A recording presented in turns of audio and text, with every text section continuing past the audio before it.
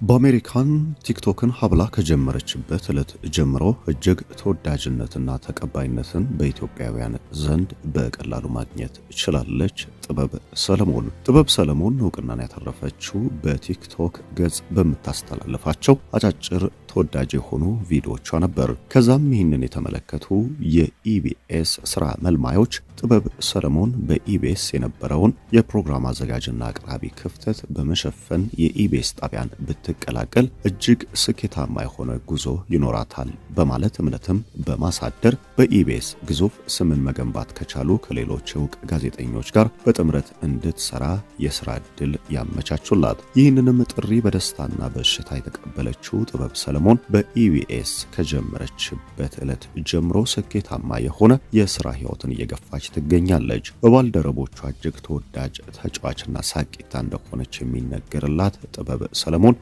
በጥቂት ጊዜ ውስጥም በኢቢኤስ ካሉ ተወዳጅ ጋዜጠኞች መካከል አንዷ ልትሆን በቅታለች። ከሰሞኑ አነጋጋሪ የሆነውን የሽምግልናና የቀለበት ስነስርዓቷን በተመለከተ አወዛጋቢ ርዕሶች እየተነሱ ይገኛል። ከዚህ ባሻገር በኢቢኤስ የስራ ሂደትን ካላመዳትና ልዩ ጥምረት ከነበራት ከዘውትር ጋር መለያየቷን ተከትሎ እጅግ ውዝግብ የሚፈጥሩ ርዕሶች በስፋት ተነስተዋል። ከዘውትር ጋር የነበራትን ድብቅ የሆነ ግንኙነት በተመለከተም እጅግ ያልጠሩ ሀሳቦች በማህበራዊ ሚዲያ በስፋት ሲሰራጩ ቆይተዋል። በኢቢኤስ ያገኘችውን ተወዳጅነት እያዘለቀች የምትገኘው ጥበብ ከዘውትር ጋር የነበራት ግንኙነት ምንድነው? አወዛጋቢ የነበረው የቀለበት ስነ ስርዓቷና አሜሪካዊ ነው ስለተባለው ባለቤቷም እጅግ የምናስደምጣችሁ መረጃ አለ። ሰላም ጤና ይስጥልን። የተከበራችሁ የኢትዮ መዝናኛ አድማጭና ተመልካቾቻችን በያላችሁበት የዓለም ክፍል አክብሮታዊ ሰላምታችን ከያላችሁበት ይድረስ። እንደተለመደው ዛሬም በአዲስ መረጃ ወደ እናንተ መጥተናል።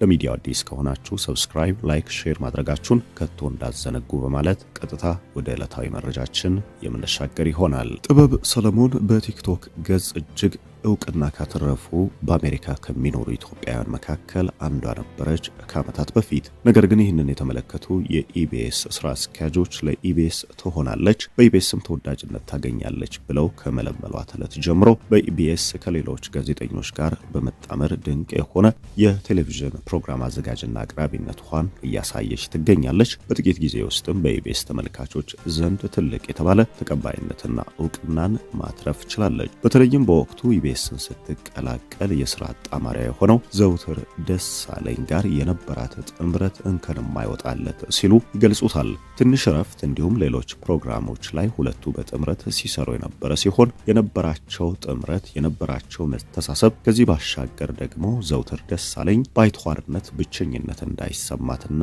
በኢቢኤስ ተቀባይነት እንድታገኝ ሚናን ከተጫወቱ ጋዜጠኞች ጓደኞቿ መካከል አንዱ መሆኑ ይነገራል። እሷም በኢቢኤስ ያላትን ቆይታ እንድትወደው ካደረጓት ግለሰቦች መካከል አንዱ የስራ ባልደረቧ ዘውትር ደሳለኝ እንደሆነ በስፋት ታነሳለች። ይህንንም ተከትሎ ዘውትር ደሳለኝ እንዲሁም ደግሞ ጥበብ ሰለሞን የፍቅር ግንኙነት አላቸው የሚሉ መረጃዎች በስፋት በማህበራዊ ሚዲያው ላይ ሲሰራጩ ቆይቷል። ጉዳዩን እኛም ለማጣራት በሞከርነው መሰረት ጥበብ ሰለሞን እንዲሁም ደግሞ ዘውትር ደሳለኝ ምንም አይነት የፍቅር ግንኙነት እንደሌላቸውና የተዋበ ጓደኝነት በኢቢኤስ ቴሌቪዥን በባልደረባነት መመስረት እንደቻሉ በዚህም የጓደኝነት መተጋገዝና መደጋገፍ ላይ እንደነበሩ ተነግሯል።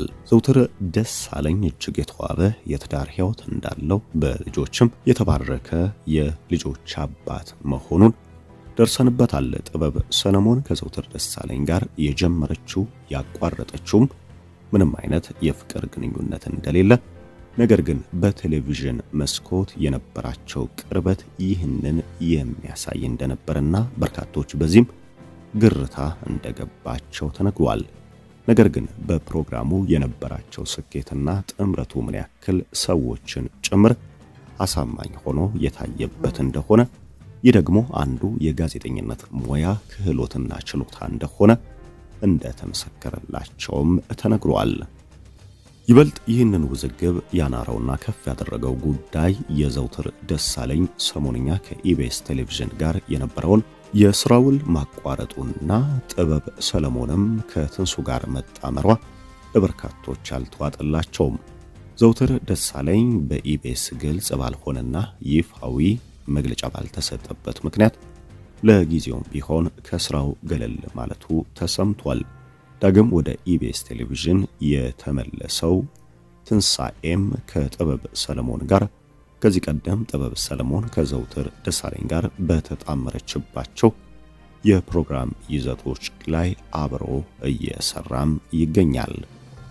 ከማንም ጋር ትጣመር ሙያዋን ከልቧ የምታውቀውና ለዚህ ሙያ የተሰጠች የምትባለው ጥበብ ሰለሞንም አሁንም ከትንሱ ጋር ያላት ጥምረት እጅግ አስገራሚና በበርካታ ተመልካቾች ዘንድም የተወደደ መሆኑን አሳይታለች። ሌላኛው የጥበብ ሰለሞን ሰሞንኛ መነጋገሪያ ጉዳይ የቀለበት ስነ ስርዓቷና የሽምግልና ዝግጅትን በተመለከተ በርካታ መረጃዎች እየወጡ ይገኛል። ጥበብ ሰለሞን ለረጅም ዓመታት ከምታፈቅረው ሰው ጋር በመጨረሻ ለመሞሸር መወሰኗ የተነገረ ሲሆን ቀለበት ከሰሞኑ ማድረጓም ተነግሯል።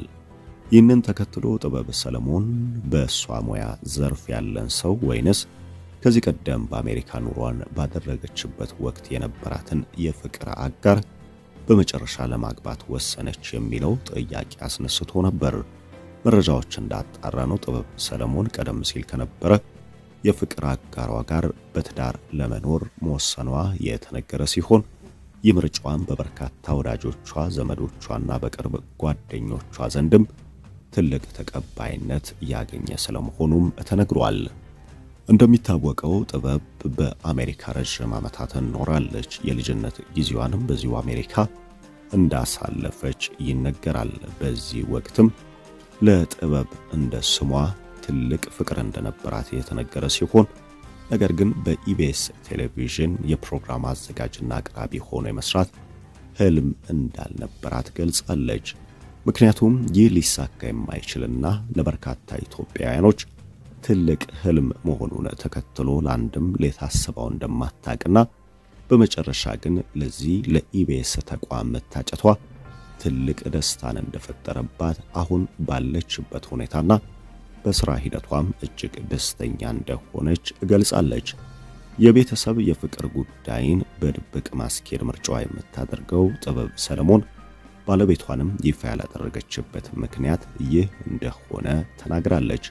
በቀጣይ በኢቢኤስ ቴሌቪዥን ተመልካቾች ይበልጥ የሚደሰቱበትና ተወዳጅ የሆኑ ፕሮግራሞችን ይዞ ለመምጣትም ትልቅ ትጋት ላይ እንደምትገኝም ገልጻለች። እኛም የቀለበት ስነ ስርዓቷን የተመለከተ ሁሉ ደስታውን እየገለጸ ይገኛል። መልካም ሕይወት እንዲገጥማትና እጅግ የተዋበ የሥራ ዘመን ከፊቷ እንዲኖር ምኞታችንን ገልጻለን። ይህ ኢትዮ መዝናኛ ነበረ።